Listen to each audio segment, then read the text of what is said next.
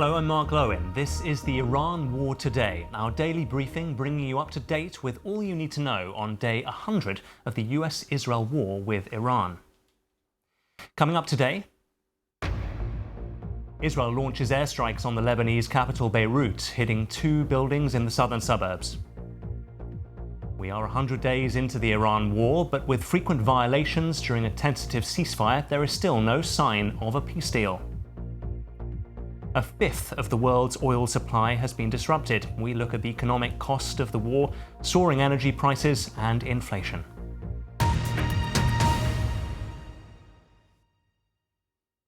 On February the 28th, the Iran war began with joint US-Israeli attacks on Iran, killing the supreme leader Ayatollah Ali Khamenei. The fighting escalated quickly, spreading to Lebanon, with casualties and damage mounting on all sides. Despite a ceasefire agreed on April the 8th, the Strait of Hormuz remains largely closed. Sporadic fire continues and talks have repeatedly collapsed. That is despite repeated assurances from President Trump that a deal is close. We'll be looking at how things stand 100 days in. But first, the latest developments. The Israeli Air Force has launched airstrikes on the Lebanese capital Beirut, hitting 2 buildings in the southern suburb, which is a Hezbollah stronghold. Israel's Prime Minister Benjamin Netanyahu said he had ordered the strikes in response to rockets launched by Hezbollah, the Iran-backed Lebanese group, into northern Israel. Earlier, the Israeli military issued an evacuation order for the southern Lebanese city of Tyre and its surrounding areas, as clashes between its forces and Hezbollah continue.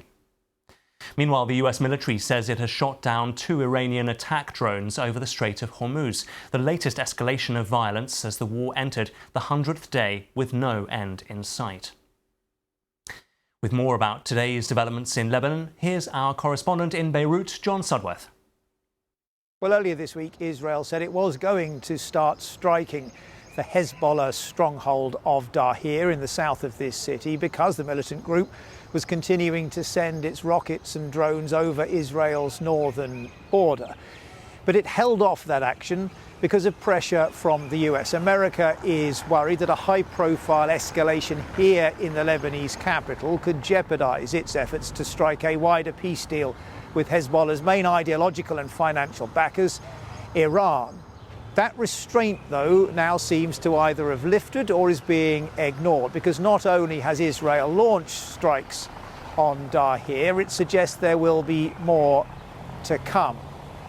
To be continued, wrote one of the Israeli spokesmen on X. Social media video from Dahir, the site of one of the strikes, shows people rushing the injured to safety, a hole punched in a 7-story building and twisted metal and rubble strewn across the street. Despite the relative recent restraint in recent weeks here in Beirut, though, in the south of Lebanon, Israel has been intensifying its ground and air offensive. The Lebanese Health Ministry says that more than 3,600 people have now been killed in this country since this war reignited in early March. Over the same period, Israel says that 26 soldiers and 4 civilians have been killed. That's John Sudworth in Beirut. Well, let's turn to the BBC's Wira Davis in Jerusalem and Tom Simons in Washington. Hello to you both. Wira, first of all, these are the first Israeli strikes in Beirut since a tentative truce on the 3rd of June. What is the Israeli government saying is the reason? Well, the Israeli government said it had no choice but to do it because there were Hezbollah positions in Dahir, that area of southern Beirut, from which operations against northern Israel were being planned. But I think it is surprising and it's quite worrying, it's quite ominous, because the Israeli government only a week ago, having said they were intending to attack Beirut, were put off that after a very stern and strongly worded phone call between Donald Trump and Benjamin Netanyahu, in which we're led to believe that Donald Trump told Mr. Netanyahu in no uncertain terms not to attack Beirut. Since then, of course, Israel has been quite relentlessly attacking Hezbollah positions in southern Lebanon over this weekend alone. alone, Israel has attacked more than 150 positions in southern Lebanon. There have been a handful of Hezbollah rockets coming across the border, but nothing like what we'd seen in previous days and weeks. So the fact that the Israeli government has decided to attack Beirut is an ominous warning, I think. Israel making it clear that that perhaps will continue. And we've had a response from Iran tonight, not from Hezbollah, but from Iran, an Iranian lawmaker saying on Twitter or X that there would be a response, a stern response from Iran, warning Israelis to look out over their skies tonight. Whether or not that means that Iran is intending to retaliate against Israel, we don't know. Tom, Weir talked there about that phone call between President Trump and Prime Minister Netanyahu, in which he urged restraint and is said to have called him crazy, along with an expletive that I won't repeat here. What reaction has there been, if any, from the White House to these renewed strikes in Beirut? Yeah, Mark, he used the F word in that call last week, and he's since said that he, during that call, was a little perturbed at Benjamin Netanyahu's constant fighting with Lebanon, in the president's words. Now, there hasn't been a response from the president to what's happened overnight. He has been in an interview with NBC for Meet the Press, but that was recorded yesterday. So we only have his words from that, in which he, in a slightly contradictory way, as is often the case, said, "I'd like to see more surgical attacks on Hezbollah," but he also said, "I'd like to have Lebanon have a better life." He also said that he's not demanding that Lebanon is part of the recipe, effectively, for resolving the dispute with Iran. Let's see where this goes. But certainly last week he was angry at Israel for these attacks. Yeah, President Trump might be willing to uncouple the two wars, but Iran not so. And of course, Lebanon inextricably linked to the Iran war. We're 100 days in now, Tom, and still no peace deal, and tit-for-tat attacks again overnight. What is the sense there in Washington about whether there is any progress at all towards a peace deal, given all this whiplash diplomacy over the last few months? Well, on the ceasefire, it's clearly a very frayed ceasefire, because the drone attack, if that's what it was overnight, follows tit-for-tat that's been going on militarily in the Straits of Hormuz for a few days now. On the negotiations, Lebanon does seem to be a sticking point, which is why the president seems to be very keen to try and move things along and to stop what's happening in Lebanon. But there are others too. I think the nuclear material is still an issue. Trump needs an absolute guarantee that Iran will not seek a nuclear weapon. And he said in that Meet the Press interview that actually he was happy if nuclear materials were removed after an initial deal. He said as part of a friendly situation with Iran, the Americans could remove that material because they have the technology to do it. And then the other thing I think that's a sticking point is the money that Iran says is tied up as part of the sanctions package that the Americans have brought in.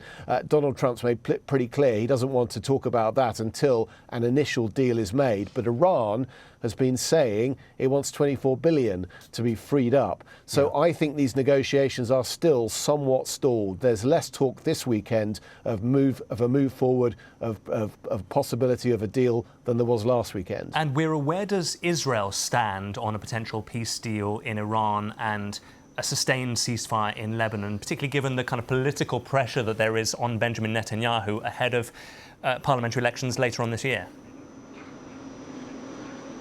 Well, despite the fact I think the Americans and the Iranians probably both want the war to end, because they both want the Strait of Hormuz to reopen. In Israel, certainly in Netanyahu's immediate circles, there's a feeling that the job is not yet done. They would like to see a regime change in Iran. They still see Iran as an existential threat to Israel. Of course, Iran sponsors Hezbollah in Lebanon, and that is why Israel says it's fighting Hezbollah in Lebanon.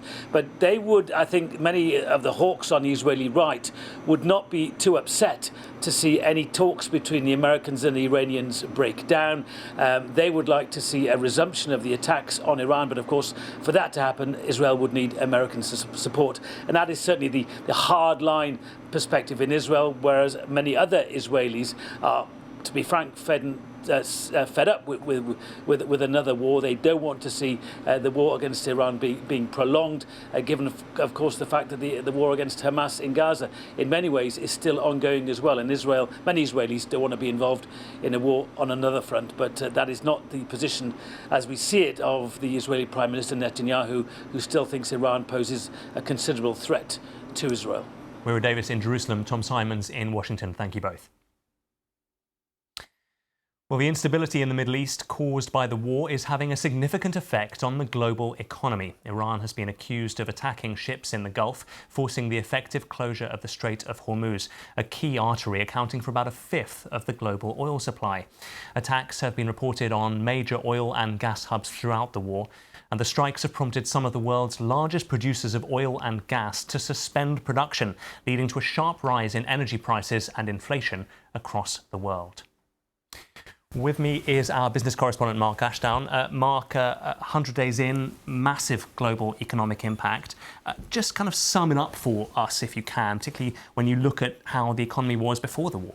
Yeah, I mean, if we look at oil as the benchmark, really, on the eve of the war, oil was trading at $65 a barrel. At one point over the past few months, it hit more than double that, $120 a barrel. The same story with gas, really, and that's had the effect of pushing up the price of pretty much everything. Energy for homes and businesses, fuel at the pumps, jet fuel, fertiliser for farming, food prices, manufacturing. There isn't really a corner of the economy that hasn't been impacted. And the key, as you mentioned, that crucial waterway, the Strait of Hormuz. That's how this conflict really has spread into every corner of the globe. 90% of trade is shipped by sea. As you mentioned, 20% of the world's gas and oil comes through that tiny waterway. So this disruption to maritime traffic has really pushed up prices and inflation as well, and the cost of living across the world. And who has been the hardest hit, Mark? But I was reading that energy prices in Myanmar have gone up by 90%. So many of those economies depending on oil imports from the Gulf. Yeah, I think broadly it does depend how reliant a region is on getting direct supplies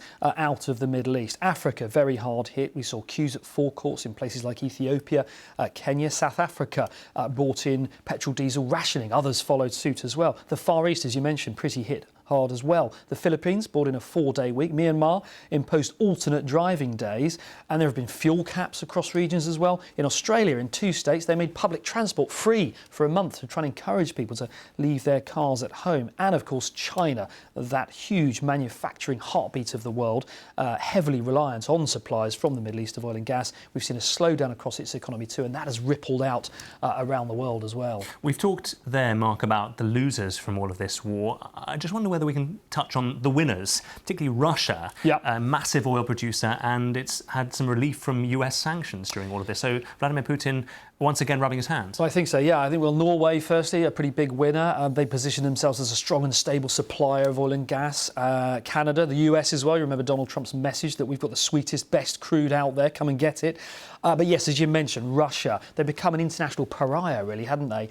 To the West, at least, after the invasion of Ukraine. The US, though, had to lift sanctions, really, to get oil moving on buying Russian oil. And we saw buyers flock, not least India, ramped up supplies there. So it's estimated Moscow could benefit from some $5 billion because of this conflict.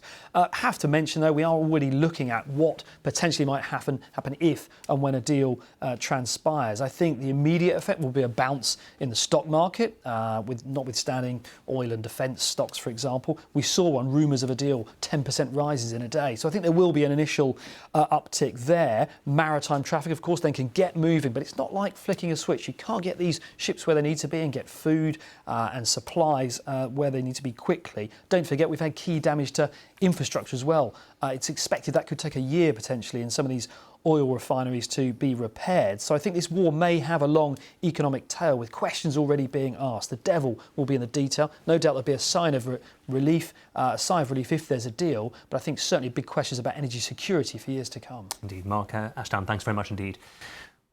Well, let's remind you of what happened 100 days ago. Here is how we broke the news and some of the key developments during the first few hours of the US-Israel war with Iran. Breaking news from the Middle East. The US and Israel are carrying out strikes on Iran. These are pictures coming into us, fresh pictures from Tehran showing the aftermath of an explosion there in the capital. A thick cloud of smoke billowing into the sky there. A short time ago, the United States military began major combat operations in Iran. Our objective is to defend the American people by eliminating imminent threats from the Iranian regime, a vicious group of very hard, terrible people. The retaliation has started from Iran. Bahrain says the US base there has come under attack. Qatar, Kuwait, Jordan, Iraq and Saudi Arabia have also had missiles fired into their countries. We've been hearing air raid sirens and explosions across Israeli cities. Israel's defense minister has declared a special and permanent state of emergency.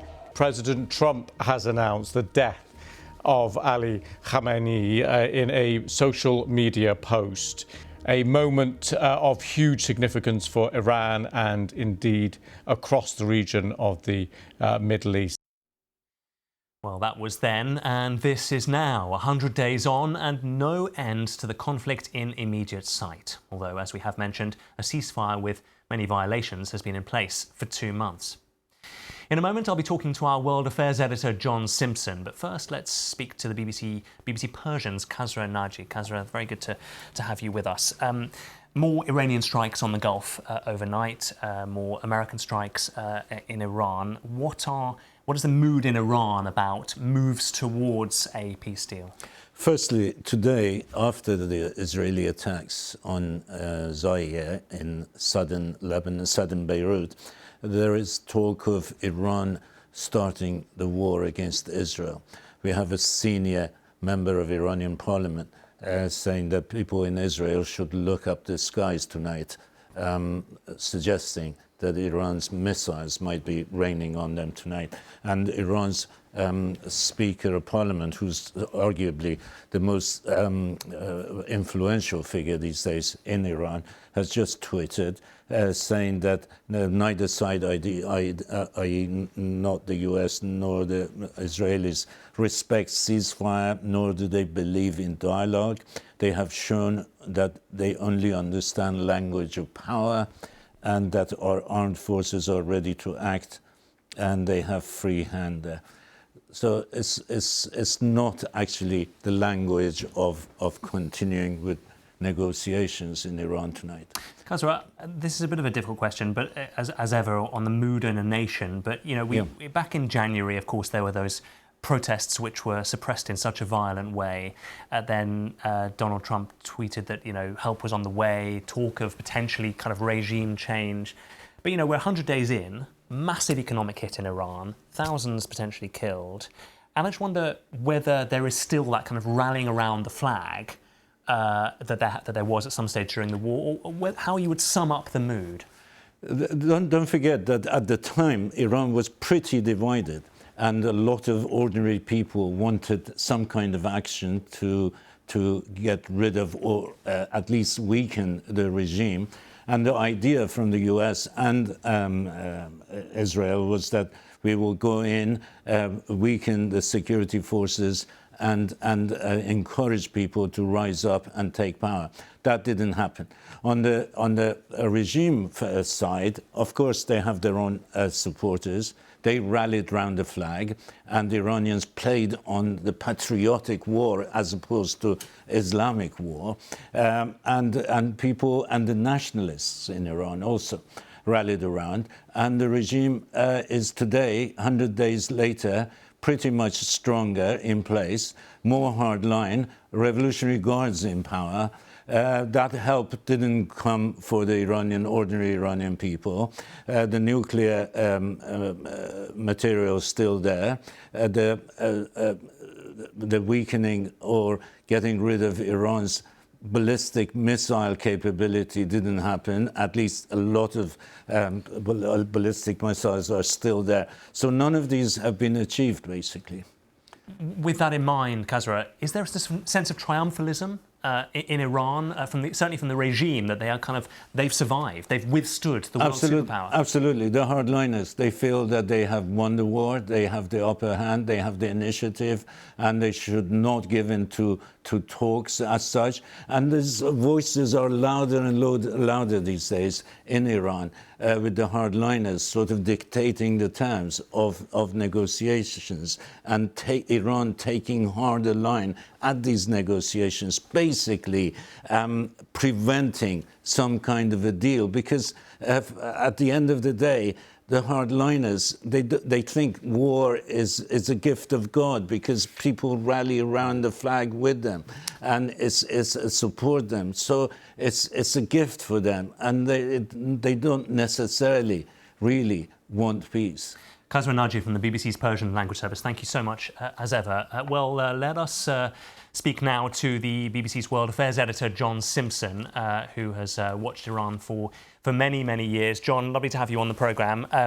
Kasra there talking about that sense of triumphalism, the idea that, Iran has won this war against America, maybe not in black and white terms in that way. And of course, the White House would completely disagree with that. But what is your sense of where we are 100 days in with Donald Trump, the man who campaigned against American military operations abroad, no more wars, and yet getting embroiled in yet another quagmire in the Middle East?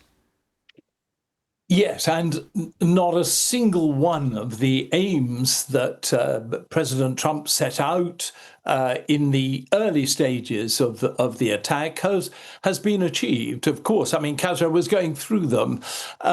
Nothing that the United States really wanted has happened. Of course, I mean, they took out 48 people from the topmost levels of the regime, but as we know, and as we know from so many other places, simply decapitating a regime doesn't mean to say that there won't be an awful lot of younger people coming up into the positions. And in this case, Mujtaba Khamenei, the second son of the previous supreme leader, is now supreme leader himself. So somebody even with the same name is in charge of the country. Yes, it is important for Iran to be able to show that it's taken 100 days and counting to cope with what it did, and that it's been able to accept everything that Israel and the United States has thrown at it. Nevertheless, I mean, there must be in the leadership's mind, there must be nervousness about what happens if the war ends with some sort of agreement fairly soon. That's what I suspect that the Iranian leadership doesn't particularly want, because yes, the wartime, if you can call it that, coalition of people has tended to support the regime, but when it finishes, well, just about all the old conditions, plus a few more, I mean, a really bad economy will come back. As for President Trump, well, it is quite hard for his supporters to point to anything really that's been achieved, which perhaps you could say is a little bit unfair, because if the United States hadn't got involved, I imagine that most of the things that have happened, and particularly the Strait of Hormuz being blocked, would have happened anyway if it had simply been Israel fighting Iran. I mean, we've seen from President Trump the swinging wildly between threats and talks about peace deals. I mean, a quick reminder of that post he put on Truth Social, where he threatened the entire death of a civilization if a deal was not agreed in hours. I mean, it was an extraordinary threat. He's threatened to exterminate, obliterate, all sorts of things. And then he now talks about how he's willing to meet Mujtaba Khamenei. So he's gone from kind of threatening to kill a civilization to, well, let's have lunch. Yes, and of course that is a pretty weak position, seemingly weak at any rate, to be in. If you can simply say, well, we'll just discount everything, all the worst threats that President Trump makes, then you're not left with an awful lot in between, are you? In between the we will exterminate you as a civilization, and as you say, let's have lunch. I mean, it really is a poor position to be in, and everyone, I mean, not just simply people in the Middle East, not just simply enemies of the United States in general, but everybody will say, well, the worst things that Donald Trump says, he doesn't make good on, so we must assume that it'll be okay to do what we want to do. And John, a very brief thought from you on how Western alliances have been strained with the United States so severely over this. Not a single one of the United States allies, except for Israel, is at all happy about what's happened. They're very nervous, and they feel it shows an increasing weakness in the United States. And we saw signs of China feeling the same way. And Russia, of course, has always, I think, felt that. So it's not been a great 100 days for President Trump or United States power in the world. John Simpson, our World Affairs editor, thank you very much indeed for talking to us there. Well, whether you are joining us on YouTube, TikTok, Sounds, radio or TV, thanks for your time. We'll be back at the same time tomorrow with the Iran War Today.